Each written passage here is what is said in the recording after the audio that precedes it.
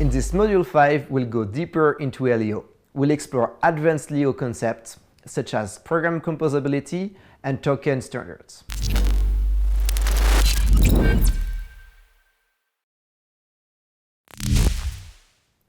This first chapter is about composability.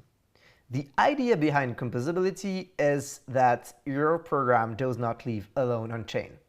There are multiple other applications, like other tokens, other dApps, other states, features that you can use and that your program can integrate with.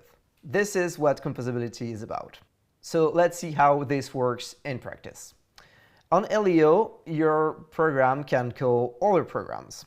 So in order to do that, let's create a new program. Let's just call it arithmetic and use the Aleo new function to create it. Okay, so our arithmetic program has now the placeholder main function, and we'll move into it. And let's just remove that main function and add a different transition instead.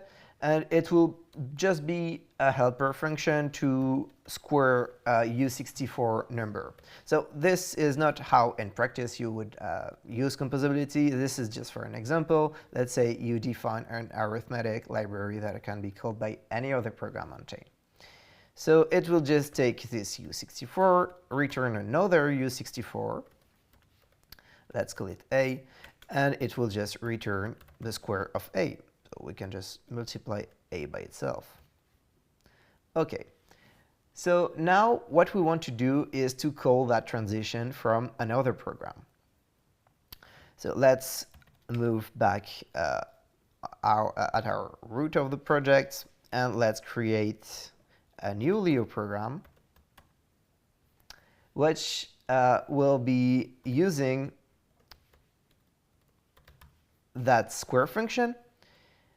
And actually, the idea behind this program is that we'll compute the quadratic residue of a number. Quadratic residue mod n means we take the square of our number and we take it mod n. So we'll actually, to compute the square, we'll use our external function that comes from our arithmetic program. So first, let's do the base, which is just our transition that is called residue. It will take A, which is a U64, N, which is a U64, we'll take mod n, and we want to return n mod n. But the thing is, let's say we want to use the square function that is defined in our arithmetic program. So to do so, we'll need to first import our program. So the syntax for that is that we'll start our program with import, then our program ID, which was arithmetic.aleo. Okay, but the thing is, we also need to actually have our, to move into our quadratic here. And we want to add that program to our imported list of program. So the way we do that is we use a Leo add function. So we use Leo add, then we put the program ID we want to import, which is here arithmetic, and we'll provide a path to the local path of the program. So here we have arithmetic. If we would have wanted to add a program that is actually already on chain, we would have used, instead of local, use the network the program is in, and here it would be simply the program ID. Okay, so now that we have our program imported, we can test that it's really imported by using the build function, and actually here we have a syntax error. Let's just add a U64, which is the output, and we have another error, which is that we have not defined our return value yet. So first we take the square of n. So to call an external transition, we will need to actually use arithmetic.aleo, the program ID we want to call, slash the name of the function. So here it's square u64, the name of the transition we're calling. So it takes an argument that is a u64, which is our a, and we want to return its square, so it will return a u64. So let's define that, which would be a squared u64. And that's it. We have made our external call. And now what we want to return actually is a squared mod n. So let's just use this syntax. And now we should be good. When building, we have no more error. OK, so let's try to execute something. So let's do the residue Aleo run the residue of 12, let's say, mode 64, mode, let's say, 3.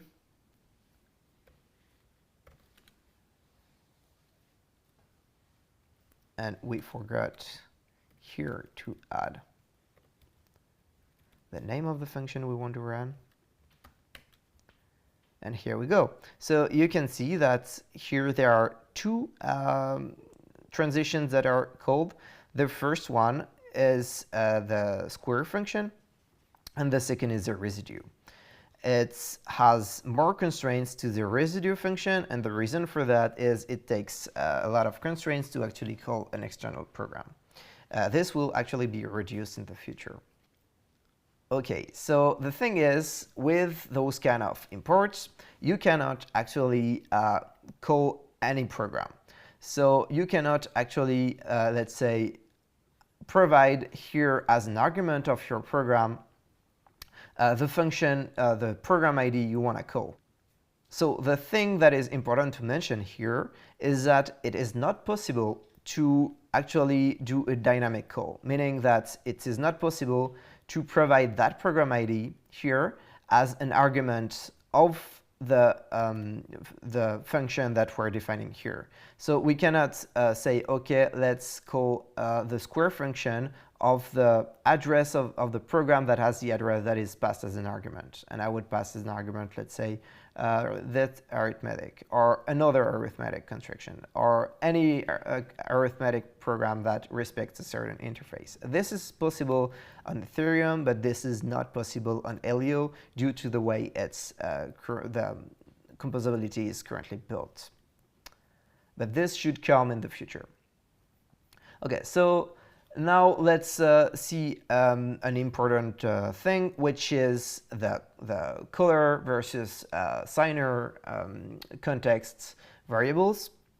So here we are calling as our residue function, we're calling this square here. Actually, if we use the self.color here, it would represent, it is an address. So let's call it the color address. It's an address, and it's equal to that. So the self.color represents the address of the program that is calling. So in this specific case, if I'm running on-chain the residue transition, so it will call that, and the chain of call will be the following. We'll call the residue function, which will itself call the square function. And so inside of the square function, the self.color would be the direct color of that function, which would be the quadratic.aleo program.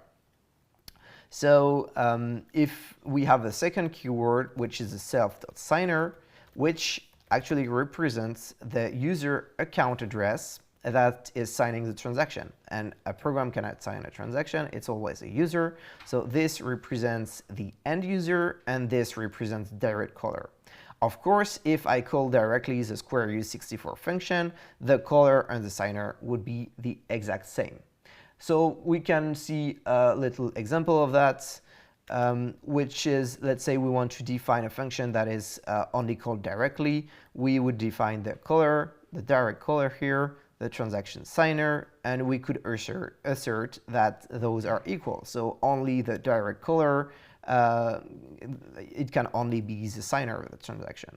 So this is pretty useless, but this is how we could enforce that only a user address calls and not another program. So now we have our first mechanic on how importing program works.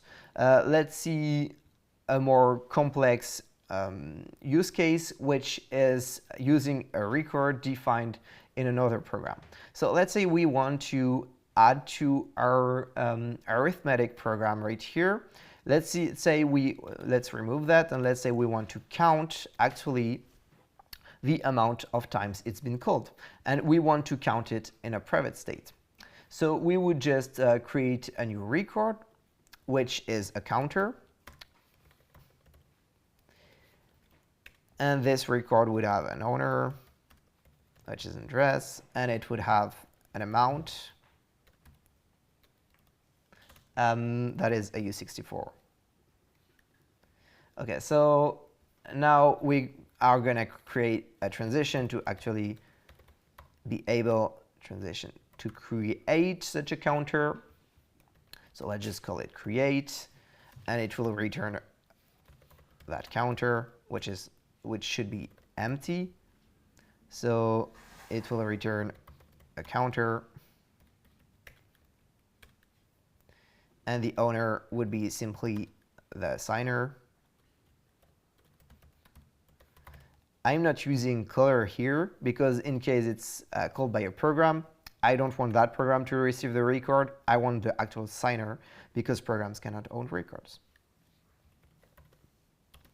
And then we have our amount, and it will be 0 to actually set it initially. And so we're returning that. Now, let's say we want that every time this function is called by a user, we want to increase that counter. So first, we'll need to have that counter as an argument and as an output of our program. That we'll have the updated counter. And we'll just have our new counter, which is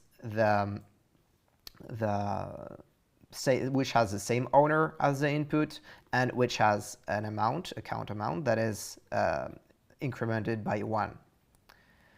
So we will return that with the actual return value of the function. And so what's happening here is that if I want to, so I can call it as a user, you already know how to do that.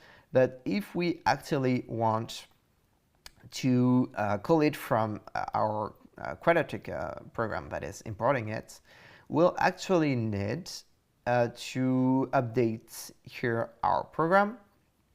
So we're not just returning now the U64 value, but we'll return an extra counter here. And also we'll need to provide it the former counter as an argument. So we need to provide it as an argument for this function as well. And the way we do that is instead of just using the counter name for the record, because it would not be clear if it's defined in that program or the other one, we would use a prefix, which would just be the program ID of the record where the record is defined, which is here arithmetic.aleo, and then / the name of the record.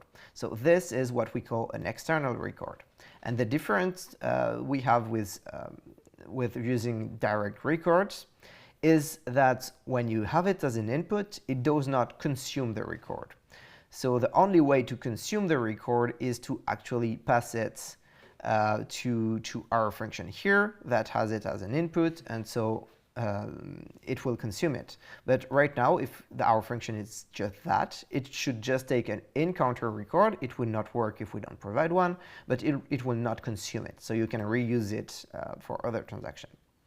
And then in order to actually use our function, we'll need to pass that record. So it will be consumed after this function is called. So we got to create a new one that is incremented by 1. So we'll return it, and the same way as here, we'll return our record that is actually an external record, and we need to actually, it will be the second return value. So we need here to not only have one return value, but we'll have a second one, which is our external record here. And we need to define its name here. Let's just move that here. And it will be simply our out counter. And our out counter will be returned as our second return value. So now our program should compile. Let's run Leo build. Okay, so we still have a problem. Our arithmetic.Aleo program expects 2 arguments because I did not save, and now it runs. Okay, so we now have a way to call external records, but maybe sometimes those records will define structs here, or the function inputs or outputs will be structs. So how do you actually define those structs in your importing program? Well, you don't add a prefix as with record. Let's say in our arithmetic function, our arithmetic program, we define some struct, and we have a function that, so it will be just x, y, so this is just a point in space, and we have a transition that takes 2 of those points, a point A, a point B, and it returns another point, which is just the point with its coordinate being the sum of those coordinates here. And returning it, actually, if you want to call that function from this program, let's say I want to use arithmetic.Aleo/addPoints. Well, the way I would do that is I would need to provide a point here. So I would need to have that point, for instance, here as an input, A and an input B. But the problem with that is that this struct is not defined here, and so the only way I could do that is by actually redefining this struct directly in my importing program. So I just copy it, paste it, and now that works. And I can add point A and point B, and this should build. Okay, it expected a U64. So I actually need to update those variables name. Let's call them C and D, and call C and D here to not shadow them. Let's save and see that now it works. So I gotta redefine my struct point here to be able to use that struct. Okay, so now let's say we want to actually not use records, but use a public state to store the counter of times we have called our program. So this is to show how you actually call an async transition that is external. Okay, so let's just go back to where we were before. We don't need that struct point. We don't need all those inputs. Let's get rid as well of those counters. Let's just have our residue function that calls a U64, that calls our square function from the external program. Here, that has no record inputs, and we're back. Okay, so let's say this square function must count the amount of time it has been called. So to do that, it will need to have a mapping input. Let's just get rid of all that. So it will need to store, the public state in a mapping. So let's define our mapping here. It will be a counter, and it will just use one index, which will be 0 from U8 because we don't need multiple index. Let's just use that by convention. And so it will associate to 0 U8 key, it will associate the current counter, which could be U64, let's say. Okay, so we actually need to order that mapping value to have an async transition that returns a future. And the reason for that is we need to call an async function. So we have our future that will return here, which is our call. Let's call it square future, which is a future, and it will be calling finalize square, which is an async function.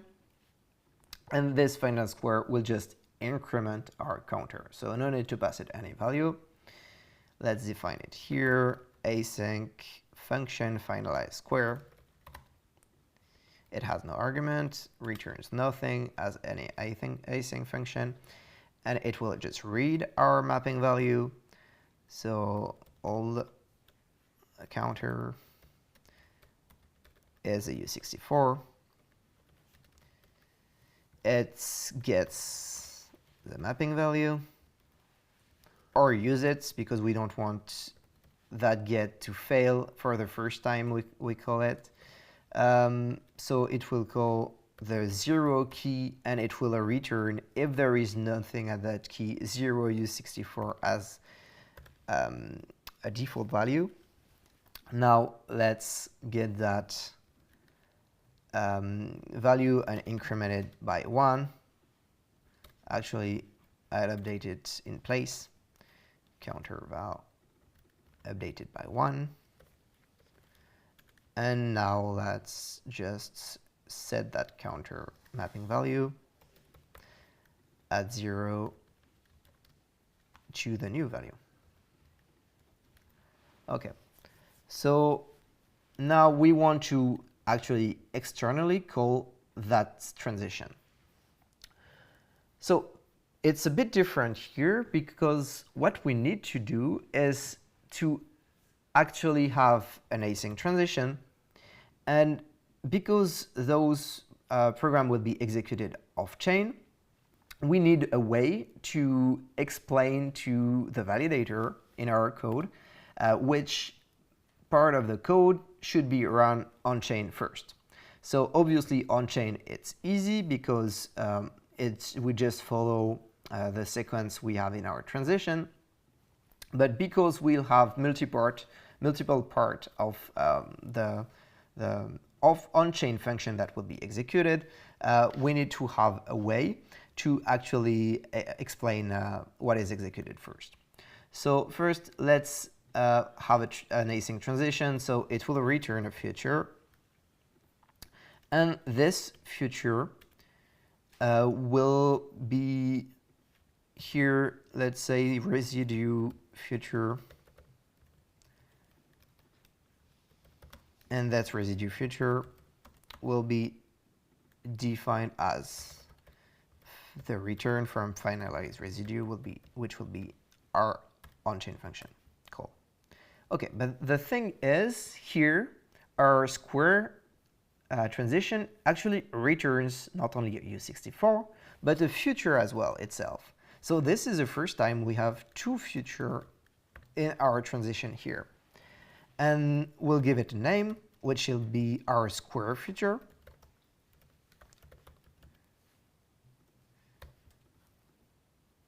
And we need actually to do something with that future, which is when we have a future return from an external async transition call, we always need to add it as an argument to the finalize on-chain code that this async transition, the base async transition, will call. So let's actually define this. It will do nothing for now, but to actually take that future as an argument, that square future, and it will await it. So what does that mean? This means that on-chain, the validator will so here is returned this future. So on chain, the validator will receive that future that must be executed, and he will see that there is actually another input future that is the output of this one. So if we have some piece of code here, this piece of code will be run first, then the piece of code that is inside of the future of the square function, so this one, and then this piece of code will be executed right after. If we had actually multiple future here, we could actually, so let's say we square another function, another number, which will be the result of a squared, and it will be a squared squared. That's a weird name for a variable. And we would want to return it. Let's say we return that, mod n. So now our residue function gives a residue of a and the residue of a squared. And it will actually return two values. So now that we have two different futures that are returned, we need to await both of those futures. So this is square future 2, let's say. So let's pass it as an argument of our finalized transition. And we can decide here which one we want to await first, meaning which one will be executed first. And it's actually different to run that one first than to run the other first. So in this particular case, it's not, because it will just add one, then add one more, which is commutative. But if those two operations are not commutative, this operation will be different than this one. And you can actually run some code after, some code before, anywhere. So the idea behind those future is that you can execute the code in the order you actually want.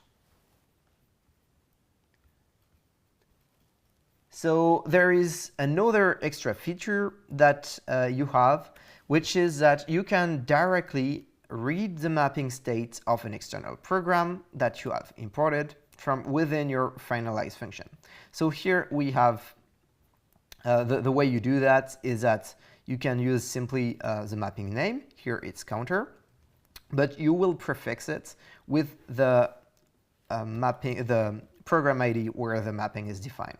So you need to import it, use the program ID / the mapping name, and then you can simply use the get function to get the counter at some key. So here our key is U8.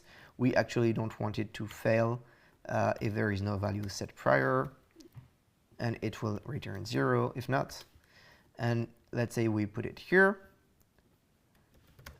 And we can have that old counter, which is a U64. This is our new counter. And as you can see here, both of those values should be different. And because those two features were awaited, so a first one, then a second one, the new counter should be equal. So the new counter, let's assert that it's equal to the old counter plus 2. And this should run, well, on chain. And if I awaited that function after, that would be false, because this would be the old counter, then it would be, this mapping value would be updated by 1, and incremented by 1. Then I would read it, then updated by, incremented by one more time. And then in that case, the value that we got here would be just old counter plus 1. So you see, it's very important, the order in which you await your futures, because it will define what code is run first. Also, one very important thing is that every future you have returned from external calls must be awaited by the on-chain function that is returned by your async transition. So you also can use the contains function here with an external mapping call. So this is get or use, or contains. This will all work. And this is pretty much all there is to know about composition on Aleo.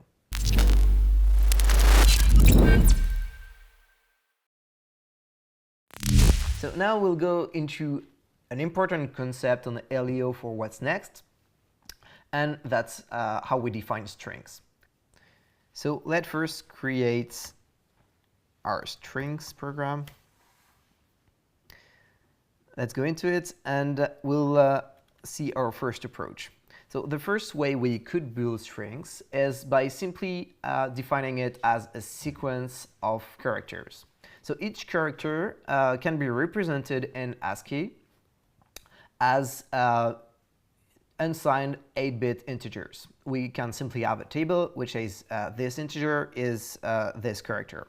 And we can then define in Leo our string as a sequence of those unsigned n-bit integers, and the length of that array here would be simply the length of the string, so the amount of characters. So if we define, let's use as an example a comparison transition. Let's have a first string, string 1, and a second string, string 2. Those are both defined as 32 length arrays, and it will return a boolean which is true or false whether the two strings are equal. So we'll actually compute that comparison by hand. We'll just declare our boolean here. That way we can see in practice the syntax for our loops. This is the equality boolean, and we'll go through every values possible. So we'll define I, which is our loop variable, which will be a u16. And it should be between 0 and the length 32 of our array, and we'll check the equality of each of the characters. 0u16. And our out value will simply be out, and so the previous value for out, and the equality comparison between the ith character of string 1 and the ith character of string 2. And then we can simply return our out. So let's try to build this, and it works just fine. Okay, so we have our comparison between two strings. We can try it now, and the reason I want to try it is to show you how many constraints this does take. So I used placeholder values here just to actually have those constraints. And you can see here we have 95 constraints for comparing two strings. Now let's see a less naive approach where we can actually gain a lot of constraints, and so reduce the proving time for our program. So that second approach is, instead of using U8 elements, we could use U128 elements, and then pack up into those 128 bits those 8-bit elements, and so we would have 16 characters for each of our U128 here, and so we would just need 2 of them to represent 32 length, a string of length 32. And our comparison would be a bit different here, and to check the equality we would need to actually just check if those 2 elements are the same. The first one is the same here as the second. And we'll try to run it, so we'll have different input values. You can see the function looks kind of the same, but that's just the case because we're using equality. If we're testing for something else, the function might actually look very different. For instance, if we try to check if the string starts with this one or any other string operations, it could be different. But just to check the constraints here, you can see that we have just 5. So we considerably reduced the amount of constraints we had. And we just did that by using a U128. But we can actually do even better than that by using directly field elements. So the idea is that a field element can store up to around 253 bits. And so, but because you can just take the log in base 2 of the actual maximum of the prime of that field, of the order of that field. And so if you do that in your string here, define it that way, then you actually have twice the size. So in order this here, instead of storing simply our 16 characters per field element, we actually store 31.6, something like that. And so with 2 of them, we have actually like 63 elements we can put here. The thing is, it's more complicated because it's not like, because 253.6, etc. cannot be divided into 8 bits parts. We actually need to use some trick in order to encode and decode our strings. So I will give you the functions in JavaScript that enable you to do that, and we'll go through it to understand how it works. But first, let's just test the amount of constraints we have for that. And as you can see, we have the exact same amount of constraints. And this is because our U128 here in our array are actually transformed into field in our constraint system representation. And so actually using field directly instead of U128, you can store a lot more characters for exactly the same amount of constraints. So this is a very efficient way of storing strings and of a good length for the constraints you have. So now let's see how we actually have can encode and decode. So we'll do that in TypeScript. So I have here, let's look into unsigned 128 bits for our characters in our string. So the string made out of U128 can be simply encoded by basically using, so you can simply take your string, split it into U8 bits, then you go through a list and you basically bit shift by 8 bits every byte, so every character. And that way you just represent really easily your bits as integer, and this is very trivial. The same way you can do the reverse by bit shifting on the right every time. So doing a division by 200 by 2 to the 8 every time, and then getting all those integers back, those bytes back from the original big integer. And you can actually use those 2 functions, so to actually do that to multiple elements, and that's how you encode and decode string to a sequence of multiple bits. So as you can see here, the string size is just 128 divided by 8. And you could actually use those functions to encode to different types than U128. But now let's look into, so this is pretty trivial for the U128 encoding. But now let's get into the field encoding. So actually the field encoding is a bit less trivial. The way it works is that we are going to actually transform our string first to a very big integer. So the way we do that is by same way we take each bit, we add it. So we take the first bit, we add it, then we bit shift, we add it, we bit shift, we add it. So this is what this loop does. And then once we have a way to transform our a string into a very big integer, we need to store that very big integer into different field elements.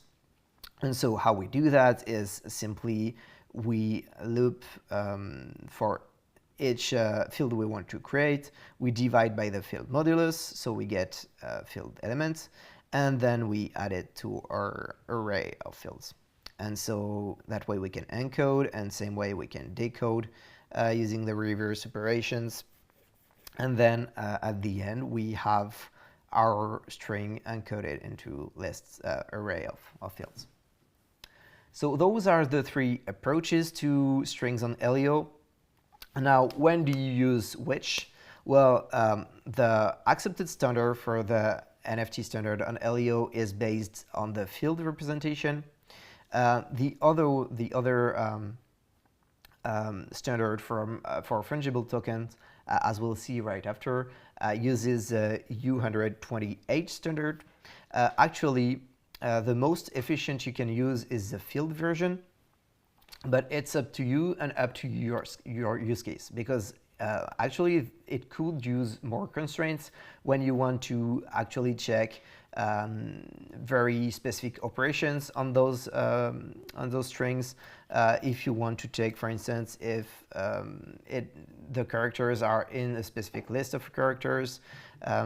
So you gotta test for your use case, but I highly recommend using that last approach when you can.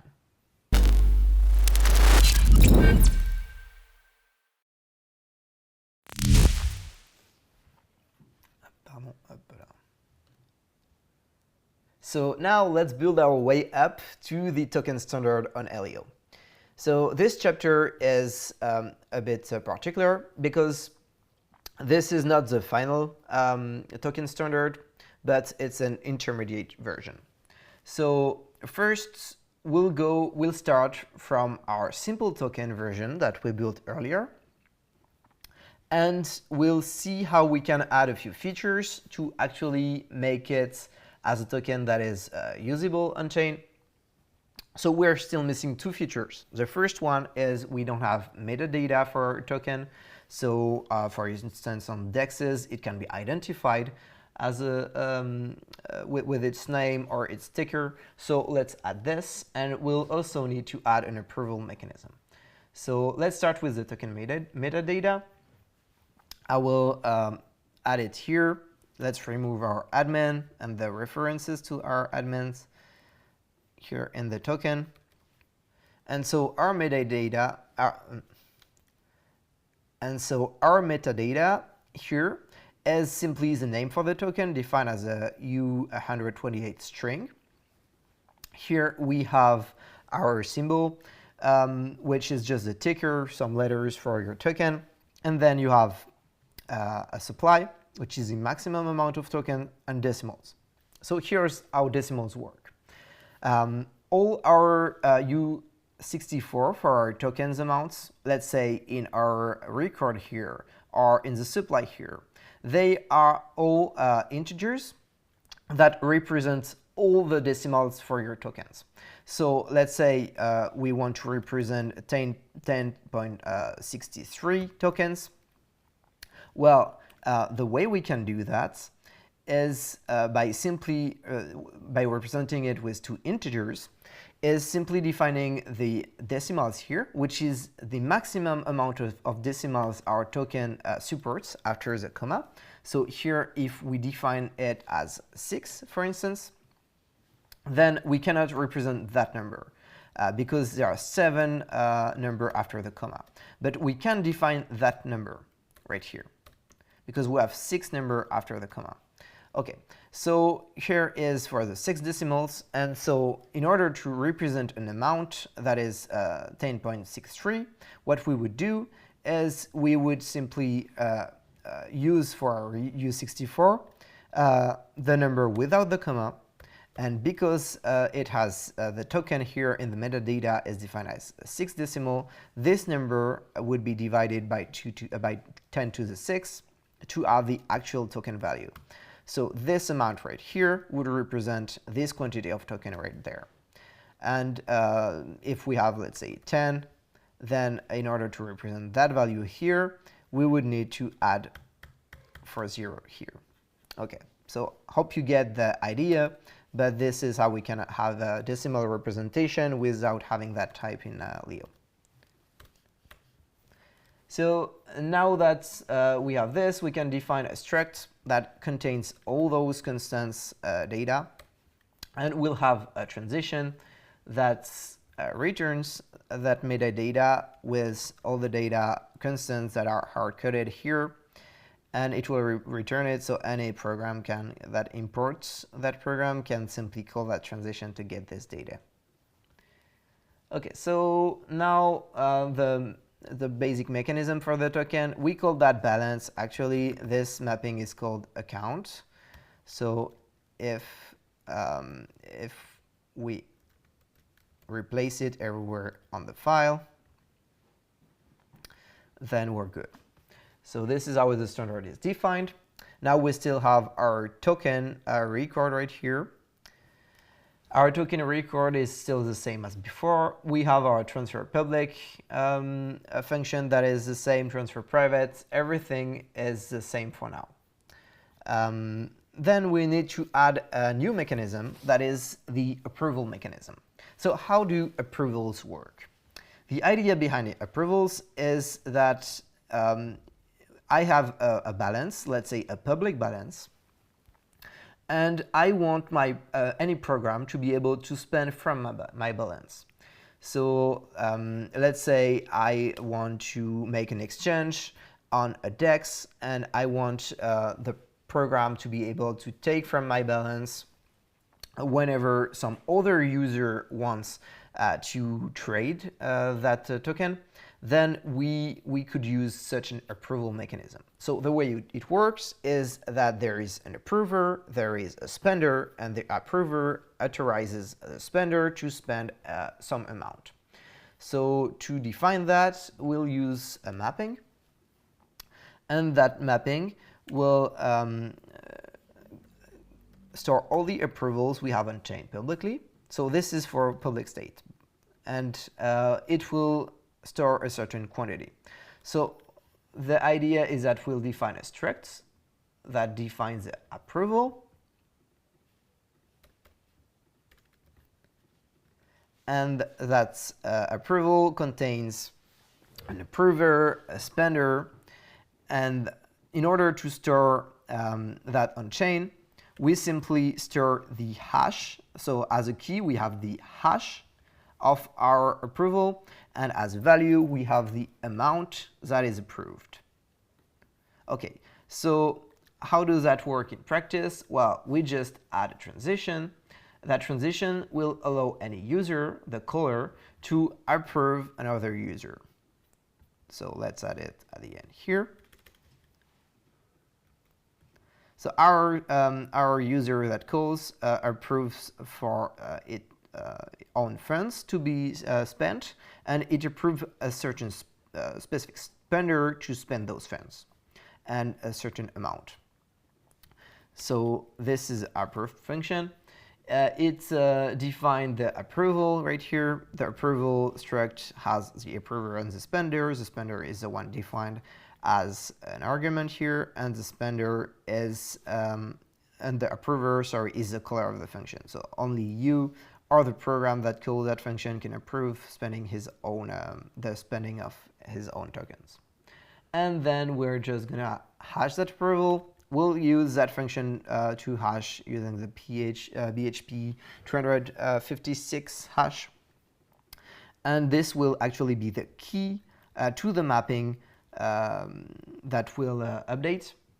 and that async transition will simply have a finalize call, calling that function right here. So that function here takes the approval, the amount, and will simply add to the approval the amount that was provided. So we read the states, and then we simply add to that state the amount that was provided. Okay, so we can also add a function that does the exact opposite. So let's just copy it, and it will unapprove. So the only difference from this function to the other is that we remove the amount from the approved, and it will actually fail if we remove too much. And that's how this is defined. Okay, and now we will add, so all the other transfer function behavior doesn't change, but the transfer function will add another transfer function that uses those approval mechanisms. So here is that function. So the idea is that it will take an approver, a receiver, and an amount, and it will try to spend from the approver to the receiver the amount.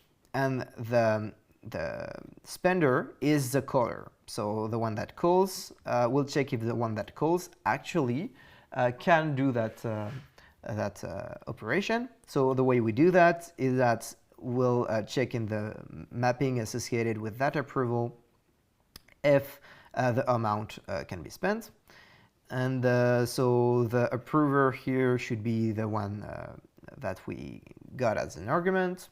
And then the spender, well, the spender is the caller. So we, same way as before, we hash that approval and we'll give it to our finalize function. And our finalize function will have a few arguments, the approval hash that we just computed, the approver, the receiver, and the amount to update all those public states. And we'll define our function, which takes all those arguments. And then this is a finalized transfer from public to here. And now we can just check if the approved amount is correct. So if we can remove here, it will fail if this operation does not work, if it doesn't return a positive integer. We remove from that approval. Then we update the balance of the spender. And we can then here increase the balance of the receiver. Okay, so now we have a mechanism for any program or user, most likely it will be for programs, to spend from the balance of another user. And the only one that can actually approve somebody to spend his balance is the approver himself. So that's all for the token standard. The full code is inside of the Git book, but keep in mind that this is not the approved standard. And the reason this is not the approved standard, and this is very important, is because Aleo doesn't have dynamic composability. So let's say I want to create a program that enables a user to exchange his token for another token. So there could be a function, for instance, exchange, in that exchange program that takes as an argument the quantity of token A, quantity of token B. But the problem with that is we would have to import token A to do the transfer, import program of token B to do the transfer. And the problem with doing that directly is that you would have to redeploy a program for every pair of token you want to do an exchange for.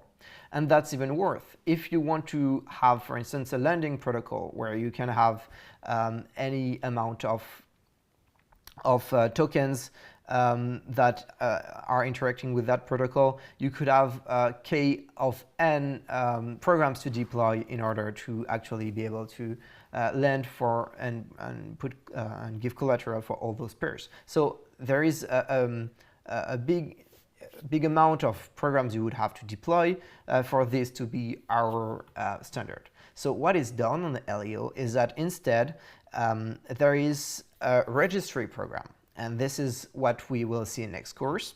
And that registry program actually registers all the tokens on chains and define how you can do transfers. Let's see that in next chapter.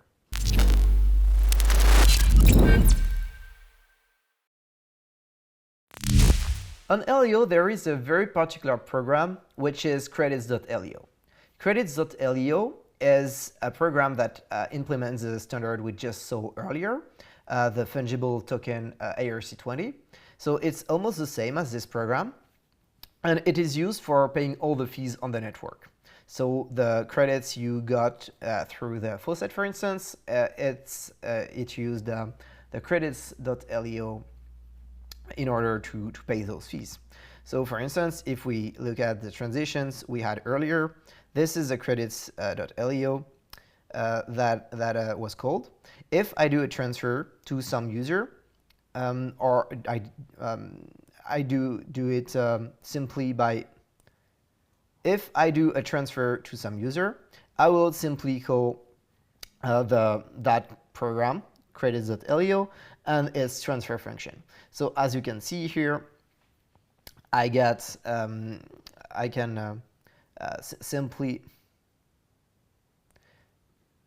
So as you can see here, I can simply transfer to a recipient and choose to use transfer.private or transfer private to public, any function, and you can actually get the code on the network for that program, and it enforces. It implements all the functions we saw earlier. It also has extra functions that we will not detail here, but what's interesting is that it actually implements the standard before. Although all the other tokens on the program, let's say you want to create your custom token, they will not use that same standard. And the reason for that is that if we want to do swaps between tokens, or those kind of use cases, then we cannot use dynamic composability. And because we cannot use dynamic composability, we would need to deploy a program for each use case we have, and for each pair of token or set of token we would have. So what we do instead is we have an extra program that is called the token registry program that supports multiple tokens. So it defines a record exactly the same way as before for tracking the ownership, the private ownership of tokens. This record has an owner, an amount, but it also includes that token ID. So that token ID that you see here is actually the ID of the token that is represented. So every token, let's say you create a token for your project, when you register that token, we'll see that right after, you will provide a token ID. It is unique, and every fungible token project has one. Then there are two extra fields in that token that are for locking the token, for it not to be spendable before a certain time. And we will, in most of our use case, not use that, and it's mostly for compliance reasons that they appear.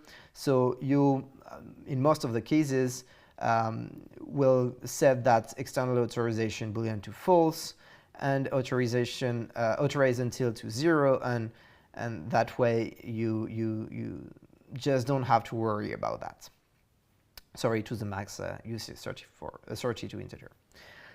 Okay, so we also have that token metadata struct that we had before in our token standard. It also includes those information. It has extra information about the admin of the token, the one that can update it, that created it, and information about the supply, the current supply of the token, the amount that was emitted, and the maximum supply is the maximum that can be emitted, and the same information as we had in last chapter. So inside of this, we define also a token owner struct, which takes an account and a token ID. We'll need that for tracking the ownership of the tokens. We have as well a balance, that is to track the balance of the user. We don't just track a number. Here we use U128 to be able to have tokens with more decimals. And we can see the authorized until in the balance as well. Let's just I think it doesn't exist. In our use cases, it will not. And inside of that, inside of the MTSP, you just call the different functions to create your token. So for instance, if you want to register a new token, you can directly call that program. So to create a token on Aleo, it's really easy. You just call Leo, execute, register a token. And you provide the token ID. So any field that is not already registered, take just a random field element. You have a lot of if you don't have a lot of luck, it will be already taken. But in this universe, there is a little chance that this happens. You take a name, a symbol, decimal, the amount of decimals, your max supply for the token. You just leave that to false, and any address here. And that way you have just created your token. And then you can update so the admin of the token will be the one that created that function, that called that function, sorry. And you can update the admin at any point in time using the update token function. And then any users, so once you have minted token, for instance, you can, so there is a role mechanism for authorizing other users to be able to mint token and to burn token, etc. Let's just keep that for now. Basically, when you have minted token as the owner, you can mint token if the total amount minted is smaller than the max supply. Well, basically, when minting public tokens, it would get into the authorized balance of the accounts. So this is like our accounts earlier, and it just associates a balance key. So the balance key is just the hash of the owner, which is the account owning the token and the token ID, and it associates the token balance that we have here. So you hash this. Let's say I want to check how many tokens an account owns some token. You just hash the account you want to check the ownership from, let's say my address. Then the ID of the token, let's say the token you registered earlier. You hash this, and then you get the mapping value. So for instance, you can simply get the mapping value. So here, let's get into the token registry program.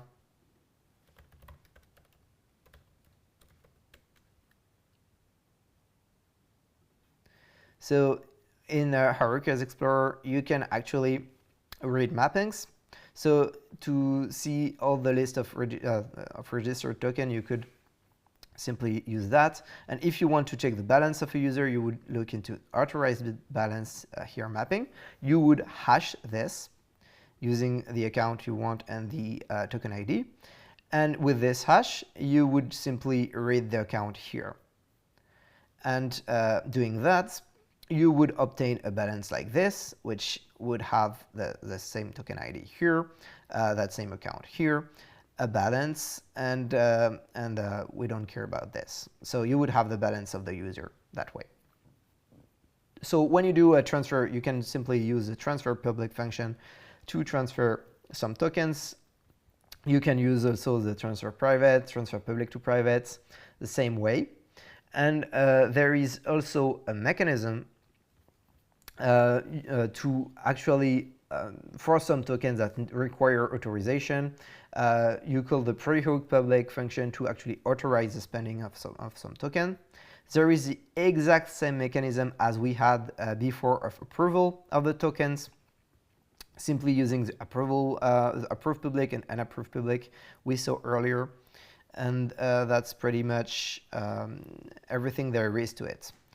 So I'd suggest that you don't look too much into the code at first, because it's a very complicated program for starting an Aleo. But what you will do is you will sometimes in your program, even a lot, call the functions from that program. And so we'll see in the next assignment, actually, and I'll get you through it, what function we can call in what use cases. So now let's get into the non-fungible token standard on Aleo.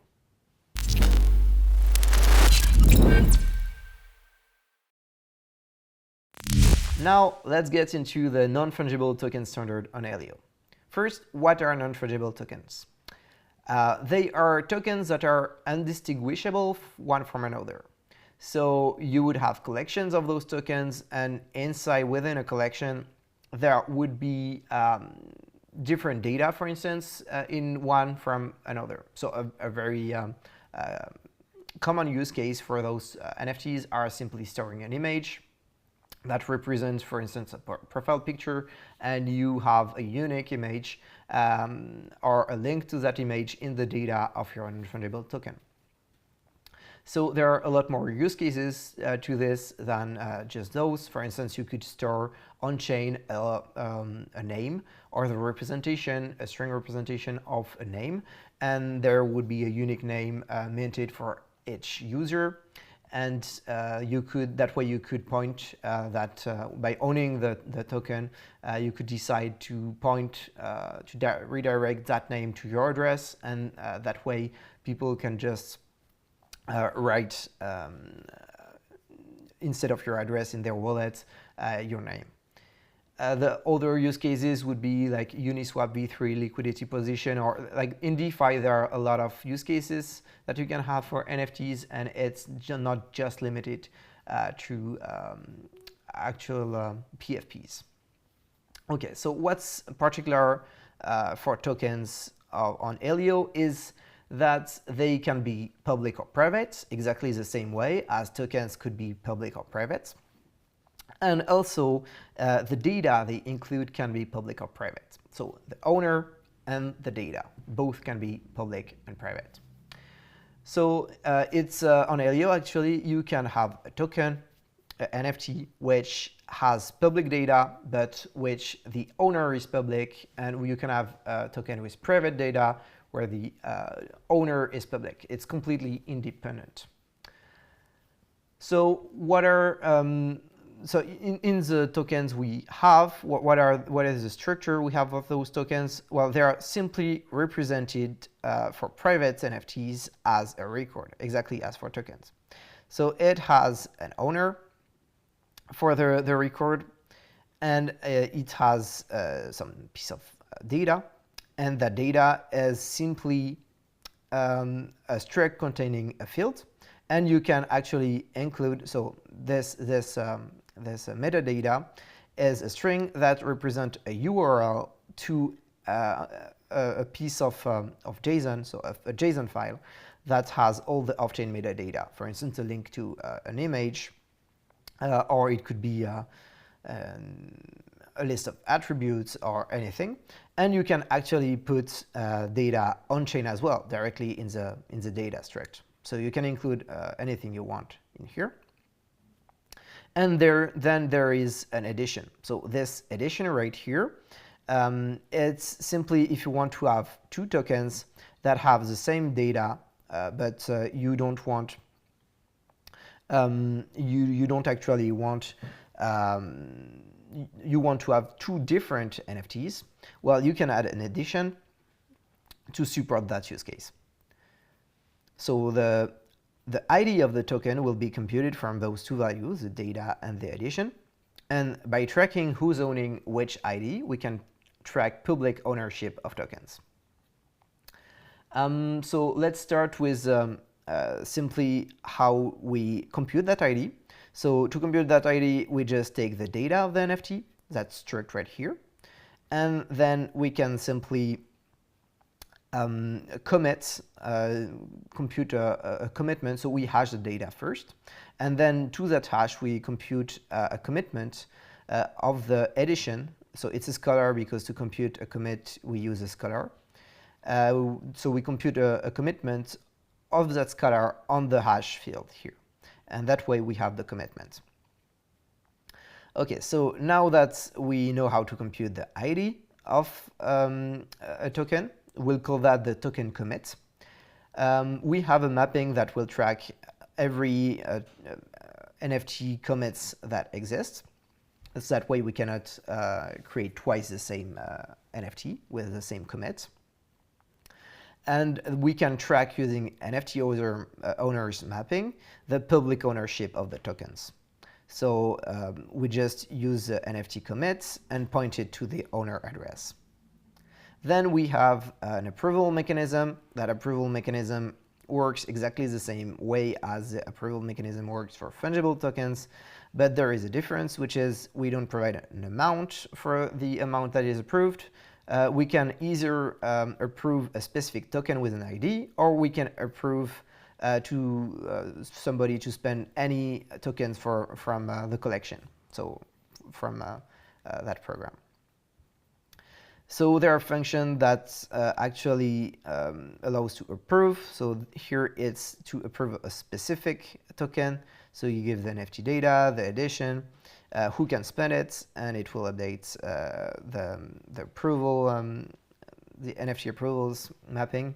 And you can also use the set for all to approve for any item in the collection to be spent. Now, regarding the ownership, the privacy of the ownership, if you transfer from public to private, this is done by simply having your public token that you own as in the mapping. So the NFT, the commit to the NFT actually points to your address. You can then call the transfer public to private, and it will create that record NFT for the receiver. And because on chain there is only the field element that is here, that is the commit. Actually, the commit does not reveal anything about the data of the NFT. And if you put a random scalar in the edition of the NFT when you create it, actually the data, the commits reveal nothing about the data. People cannot try to hash different kind of data because they would need to have the right edition to find your NFT commit. And so that way you can publicly own an NFT, but without anybody knowing which data it has. So this is how the standard is built. And when you transfer from public to private, you need to actually provide that data and to give it, and it will and the edition, so it can commit the edition to the data to actually create the record that will be sent to the user, received by the user. So this is transfer public to private, and the user will receive it here. And it actually remove all the approvals for that token, and it will remove the previous owner here. So you can also use the transfer from public to transfer a token that has been approved. So either using the single token approval or the for all approval. And there is also in the standard a way for users to actually reveal which NFT data is associated with which NFT edition by simply calling the publish NFT content. And that way everybody has the content to an NFT. And also when you send from private to public to a user, he needs to receive the data for that NFT. So for instance, I got the NFT privately, so I got that record for the NFT. I'm the owner, there is some data, some edition, and I want to transfer it publicly to an owner. Then the owner would just see on chain that this mapping right here, NFT owners, would be updated with some commits, but he doesn't know the data or the edition to his address. So because he's the owner, he should be able to know the data for the NFT. But we don't want anyone else to know the data. And this is what this record right here is made for. It's actually when you transfer from private to public, for instance, here, it will create that NFT view that does not represent NFT, but simply the information of the data of the NFT and the edition. So the receiver that receives publicly, so here as a mapping, the token, but he will receive the data for the NFT privately using this record. So by simply decrypting the NFT view records, he'll be able to have the data from the NFT, and that way he can spend it later. Because to transfer public the token, he will need to provide the data and the edition that are private. Okay, so you have everything about that standard. It's a pretty complicated standard because of all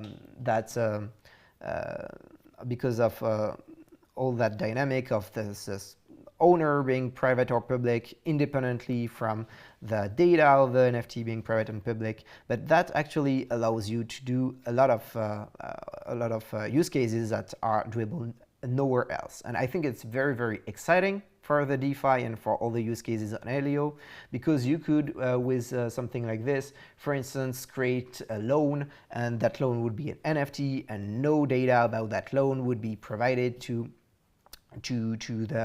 anyone but the owner of that loan, and you could be able to sell that loan on an NFT marketplace.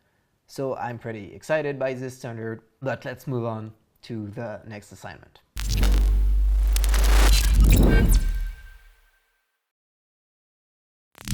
The goal of this second assignment will be to create your first actual token. But while you could call directly the token registry program to register your token and then mint your token using the registry, what we'll actually do is closer to what we do in reality, which is to write a program that will do all the management for the token, the registration, minting, etc. So what we will do here is that we'll create a program managing the initial coin offering for your token. The task you will have to do is to write 3 transitions. The first transition will be initialize. It will simply call the register token transition from the token registry. And it will you can hard code directly in your program all the metadata you will provide here. The external authorization required would be false. The authorization party will be just, let's say, your address, anything. And you would actually just register the token in that transition. The second transition you will have to write would be a transition for minting your token. So it will import the token registry and call the mint public function from the registry. And it will also check that the height block, the current height block, is above the mint start height block. So to make sure that people can just mint starting at some time. Also, you will define as a constant a treasury address, which will include your which is your address, and which when someone is minting, it will send some credits from credits.aleo tokens to that treasury address in order to mint those tokens.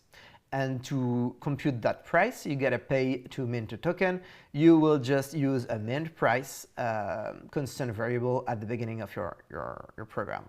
So it's just calling that mint public and transferring using credits.aleo/transfer public to your treasury address. You can just use a public transfers for now. Also, you will include a last function that will simply allow you to update management of your program by simply giving a new admin address as an argument, and that will send the that will update the token and management here to the admin address. Also, you should add at the beginning of or the end of your program the command that is required to actually initialize the token. So call the initialize transition, that calls the register transition. And once you have done all those 4 tasks, you will be done with this assignment. You now know almost everything you need to know about the Leo programming language. In next module, you'll learn about all the tooling that you will need in order to build real-world applications.